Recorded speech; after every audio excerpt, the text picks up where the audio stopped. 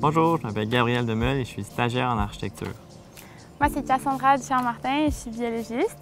Aujourd'hui, je vais vous parler de notre installation Racines de mer. Racines de mer nous est venue à l'idée en plongeant dans le fleuve Saint-Laurent.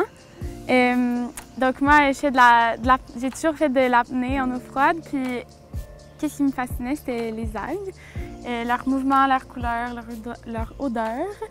Donc, à un moment donné, moi et Gabriel, on se promenait dans les jardins de métiers, c'était l'été passé, puis on s'est dit on aimerait vraiment ça, participer au festival. Puis moi, je me suis dit c'est une occasion en or pour mettre les algues du Saint-Laurent en valeur, surtout que cette année, la thématique, c'est racines. Donc, en faisant nos recherches, on a trouvé une inspiration un peu loin d'ici, mais qui pouvait en fait vraiment qui pouvait venir se cadré dans le territoire québécois. Donc, notre inspiration, c'est les maisons en toit de Zester au Danemark, sur l'île de Lasso, qui sont des toits extrêmement périns. Là, ils peuvent durer jusqu'à 300 ans. Puis ils sont faits, dans le fond, c'est une tradition danoise où les femmes, quand les hommes partaient à la mer, récoltaient la Zester, qui est une plante marine, puis l'installaient sur les toits. Puis ces toits-là, ils pouvaient être de 1,5 m d'épais. Puis il était infuge, imperméable, puis on s'est dit c'est peut-être ça qu'il nous faut au Québec, des toits super périns pour essayer de remplacer le bardeau. Donc en revenant un peu plus dans les ressources québécoises, on s'est rendu compte qu'on ne pouvait pas vraiment utiliser la Zester parce que en termes d'abondance, ça ne permettait pas, c'est une ressource qui n'est pas assez abondante en fait pour faire notre projet avec ça. Donc, on s'est tourné vers les algues, puis plus spécifiquement les macroalgues, donc l'ascophile noueuse principalement, qui est l'algue la plus abondante dans le fleuve Saint-Laurent. Donc, à partir de ça, on a un peu brainstorm pour comment mettre ça en valeur. Puis... C'est ça, donc en partant de l'idée qu'on voulait vraiment mettre les algues en valeur, ça nous prenait un support. Puis ce support-là, bien, on s'est dit pourquoi pas joindre notre idée de travailler avec les algues, donc une culture, une tradition ancienne, avec un savoir-faire qui est bien québécois, qui était celui de l'ossature légère en bois.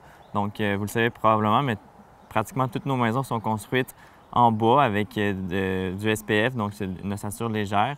Et puis, souvent, on vient cacher cette ossature. Donc, nous, ce qu'on cherchait à faire, c'était révéler cette ossature, révéler la beauté que peut avoir simplement des planches d'épinettes, des planches de pin qui sont assemblées ensemble, puis créer une tectonique avec ça.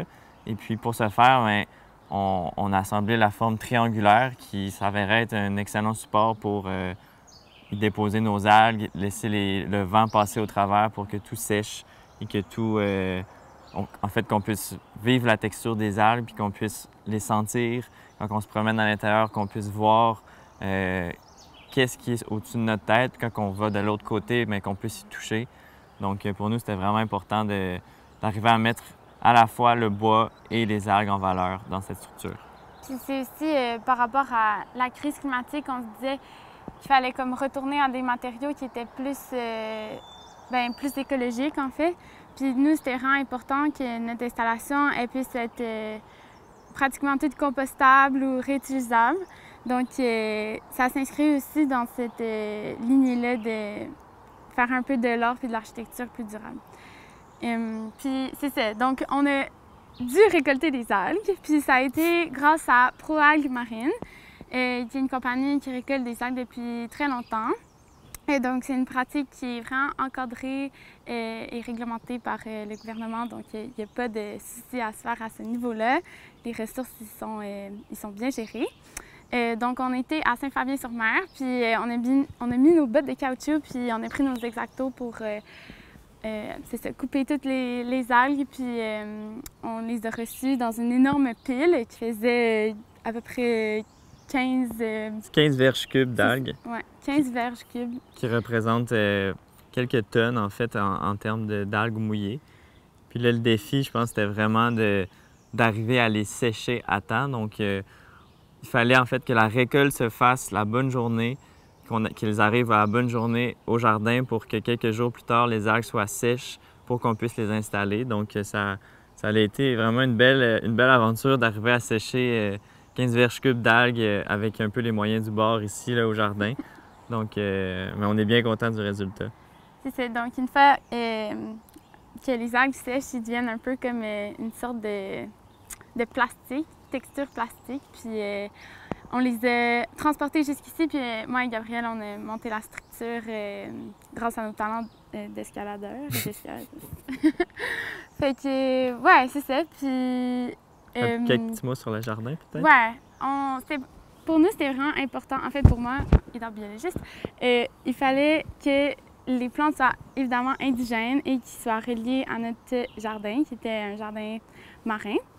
Donc, on a utilisé plusieurs espèces qui caractérisent le bord de nos rives ici du Saint-Laurent. Donc, on a les limes des sables, on a la myrtancie, on a plein de plantes qui sont également comestibles. Donc, on peut les utiliser en cuisine, puis ça ajoute un beau goût salé.